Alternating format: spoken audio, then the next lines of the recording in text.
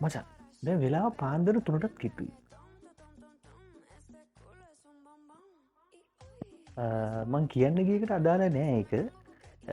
ඇත්තට මං කියන්න ගියේ මම මේ බොහොම ටික වෙලාවට කලින් තමයි දැනගත්තේ මේ ලංකාවේ මචං මේ ප්ලේන් ගැන පයිලට්ලා ගැන එයාක්‍රාෆ්ට් ඉන්ජිනියරින් ගැන දන්න මාර් සෙට්ටයක් ඉන්නවා කියලා මම මේ ඇත්තටම පොඩි වෙලාවකට කලින් තමයි මං දැනගත්තේ. අර මේ උඹලා දැක්කද දන්නේ අර ග්‍රෙගිරි වැවට මචං අර ප්ලේන් එකක් වැටිලා නිවුස් එකක් එනවනේ. දැන් ඒ නිවුස් එක මචං ඔය සෝෂල් මීඩියා පෝස්ට් වල දාලා තියෙනවනේ. ඒ සෝෂල් මීඩියා පෝස්ට් වල ඒ නිවුස් එකට වැටලා තියෙන කමෙන්ට්ස් වල මචං මාරයි මචං මට හිතා ගන්න බෑ. දැන් ඒකේ සමහර කට්ටිය කියනවා මචං මේක පයිලට් ගේ වැරද්දක්. සමහර කට්ටිය කියනවා මචං මේ පයිලට් හොඳයි. පයිලට් සුපිරි. තව සමහර කට්ටිය කියනවා මචං මේ එක එක දේවල් මචං. ඒකේ මචං මේ තර්ක විතර්ක පිරීලා. මාරයි. එතකොට මේ ඇත්තටම මචං ඒක බැලුවට පස්සේ මට හිතුනේ අපි මේ ලංකාව ගැන මේ ලංකාවේ මිනිස්සු ගැන අපි හිතන් ඉන්නේ කොච්චර අඩුවෙන්ද කියලා.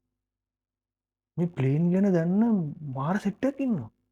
ඉන්න මිනිස්සු ගොඩක් ඉන්නවා මේ ප්ලේන් ගැන දන්න. මාරයි. කොහොම හරි ඉතින් මේ අනතුරින් කවුරු හරි තුවාල ලැබුණා නම් ඉක්මන් සුවය ලැබෙන්න ඕනේ. සියලු සත්වයෝ නිදුක් වෙත්වා නිරෝගී වෙත්වා සුවපත් වෙත්වා. සාත් සාත් සාත්.